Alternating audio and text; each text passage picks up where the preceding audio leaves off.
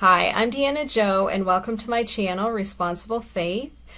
Today, I am going to give you my opinion. Now, you can take it with a grain of salt. It's just that. It's just my 2 cents on a topic. And I'm going to direct it at single women in strict Christian groups who are discouraged from dating outside of their group. And I'm probably going to focus mostly on the United Pentecostal Church, the UPC, because that is the group I grew up in, and I'm probably most familiar with it, and it's also the one I get the most feedback from on my channel. So up front, the mom side of me wants to be sure to clarify for any young girls that are watching that when you're young, you have lots of time to find a husband. There is no rush. It's pretty hard to choose a lifelong spouse when you're still maturing and figuring out who you are and what you want out of life. Now, some Christians who marry young, they get lucky and they pick a good spouse and it just works out and it goes well.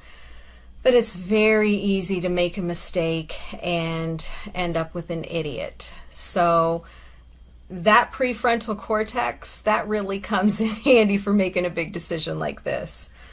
But the dilemma in many churches is that as you age, which this would be my target audience, ladies who are a little bit older than the average early 20s to mid 20s marrying age in the UPC, that dating pool gets smaller and smaller because people do tend to marry young. And a huge complication for Christian women is the higher ratio of females to males in churches. And I read a study that said the average American church has roughly 61% females and 39% males. That's quite a gap. And I personally noticed this disparity a long time ago in UPC churches, and I recently talked it over with some of my girlfriends to see what they had noticed. And they come from various UPCI churches all over North America, and they all noticed the same thing. So what do you do with stats like that when, your UPC pastor discourages you from dating non-UPCers? For guys, this isn't really any big deal because typically they still have a lot of choices. But for women, it's a different ballgame. And some pastors even go so far as to try to control specifically which UPC men their ladies are allowed to date. Allowed, I say.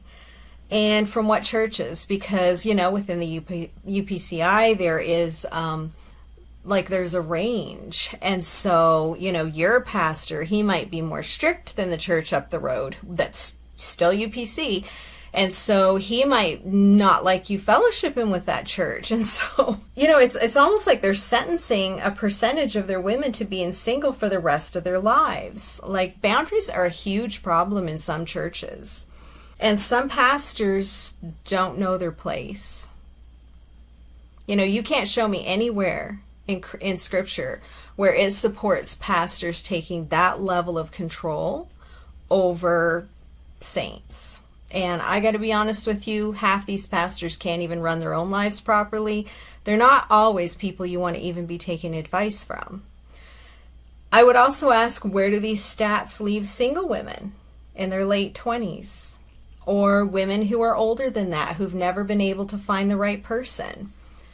What about Christian women who are divorced or widowed? I can tell you where it leaves a lot of them. Single and alone. Long term. There's nothing wrong with that if that's what you want. Some women would rather remain single, but many want someone to share their life with. And for those who want to get married and remarried, the bad news is the pool of single Christian men to choose from, it already starts out pretty small, but it gets proportionally smaller as you age.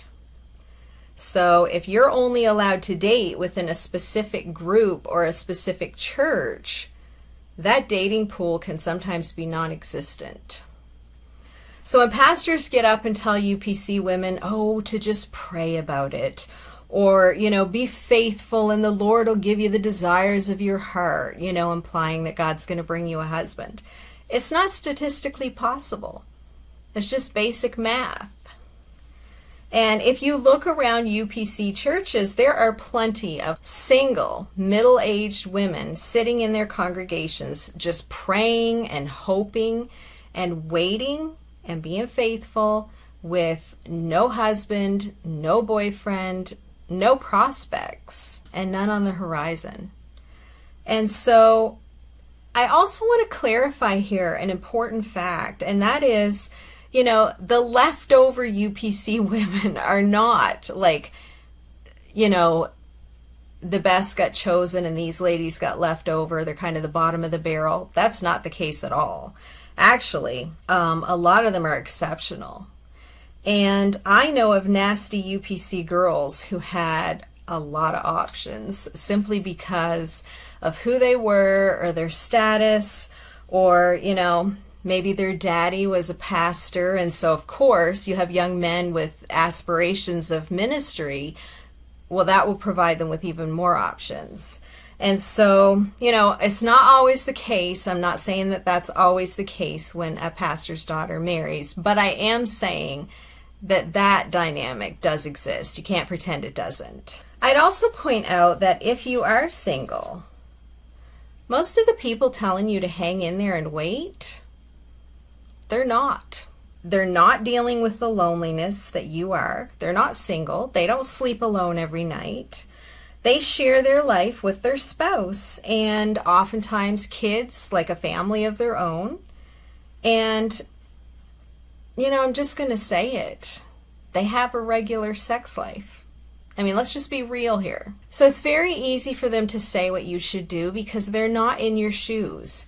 They don't have to live with the consequences of the choices that they're pressuring you to make. They already have everything you want. And I've heard ministers address this issue by trying to spiritualize their efforts to keep women from looking outside the UPC. I've heard them compare marrying someone that's not UPC but that is still a Christian to being unequally yoked. I've also heard them make a case that, well, it's better. It's a better way. It's better to remain single so you can work for the Lord. And they'll often point to Paul in 1 Corinthians 7. Or they'll say, well, Jesus is everything you need, right? Like he will be your husband. People can give some pretty stupid advice. Let's define a believer to kind of answer that unequally yoked point that some of them make. Romans 10 seems pretty clear on what a believer is.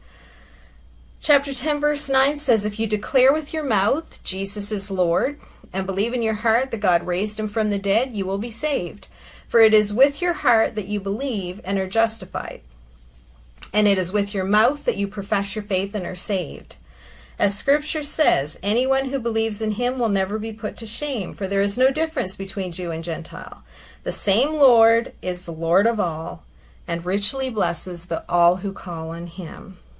For everyone who calls on the name of the Lord will be saved. So, if that's not enough for you, you're in for a fun surprise when Christ returns. You'll also notice the ones who cite Paul and the benefits of staying single. None of them took that path. That's kind of interesting, isn't it? I'm a practical person, and I will be the first to say that Jesus he's wonderful.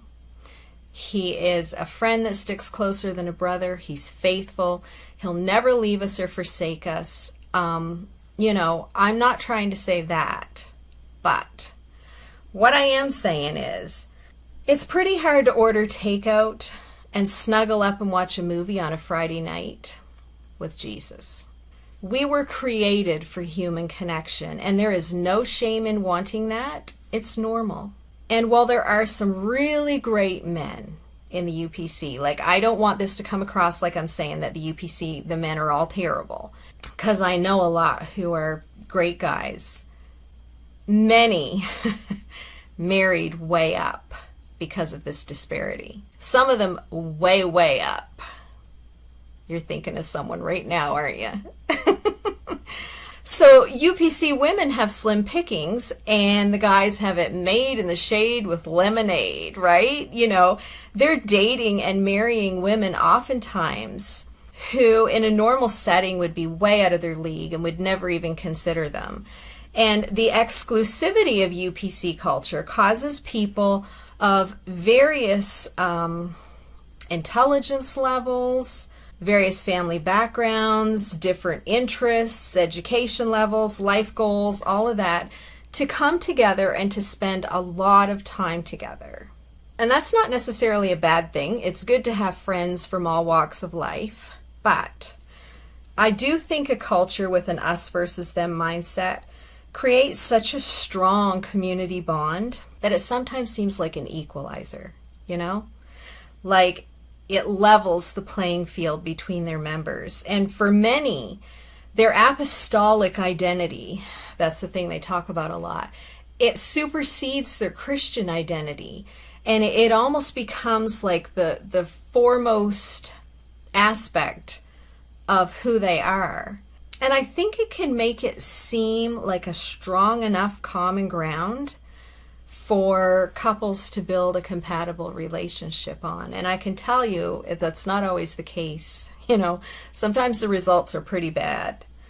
If you've ever seen a mismatched UPC couple and wondered how in the world he ever landed her, it very well is possible that the shortage of quality options and a ticking biological clock led her to lower her standards and to settle.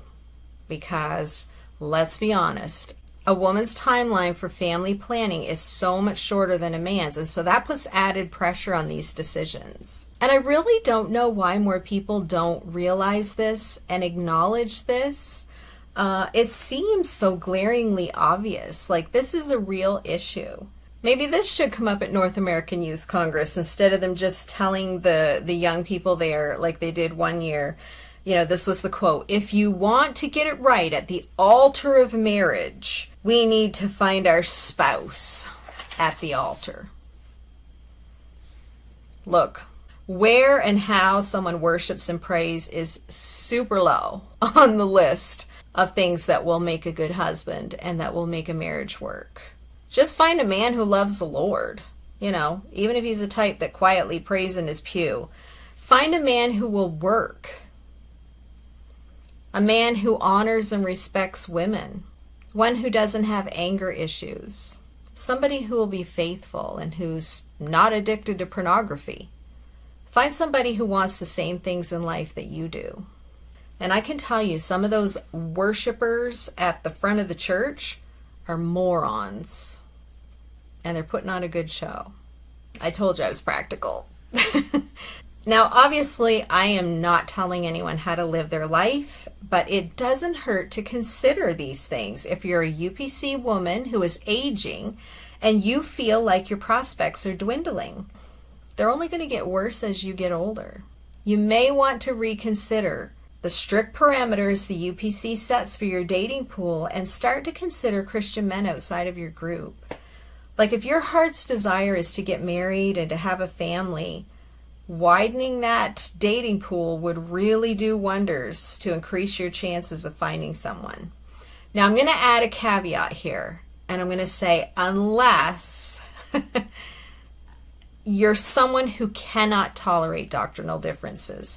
And then I'm going to just tell you, you would likely just be better off to stay in the UPC and hope for the best, because conflict like that can destroy a family, especially if you're sanctimonious enough to consider all other Christians unsaved because they don't believe exactly like the UPC does. And maybe you're so stubborn you'd be unwilling to meet in the middle. But if you're someone who's a bit more broad-minded and you can live and let live and respect another person's faith, it might be worth your consideration. Like if you find a good guy, you could have some honest conversations about, what you're looking for, how you believe, what you'd be willing to give and take on and what he'd be willing to give and take on. I just feel like that's a healthy approach to marriage. In my opinion, not enough couples have important conversations before they get married. Don't just assume compatibility because you come from the same group or even that you know everything about them. It doesn't hurt to ask some questions. You might be surprised at what you find out. And always proceed with caution, of course. Marrying an idiot can ruin your life.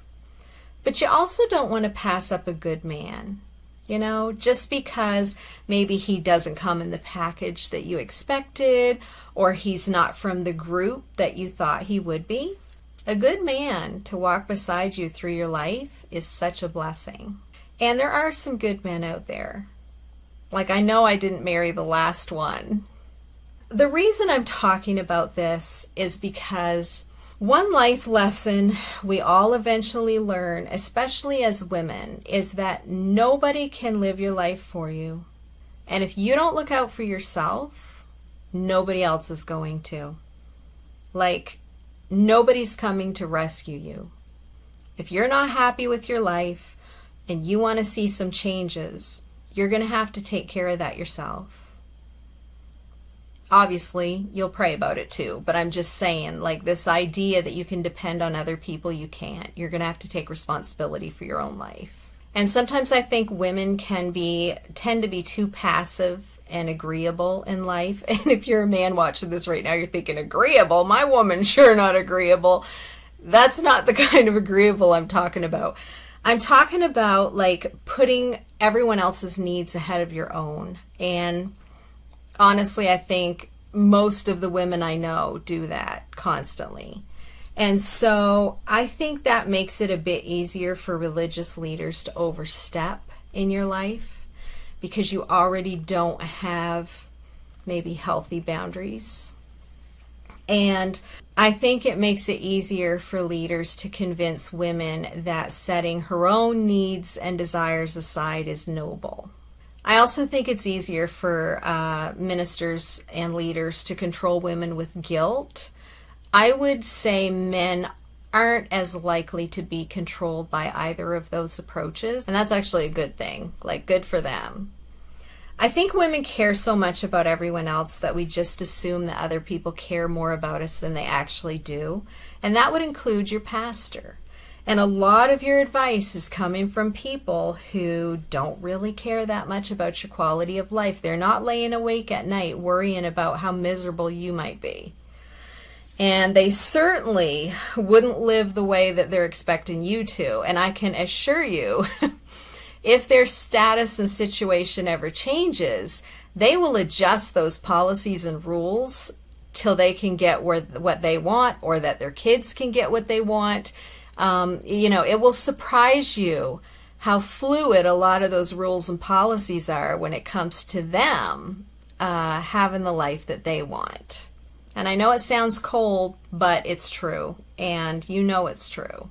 So I made this video because, honestly, I feel like us women need to stick together.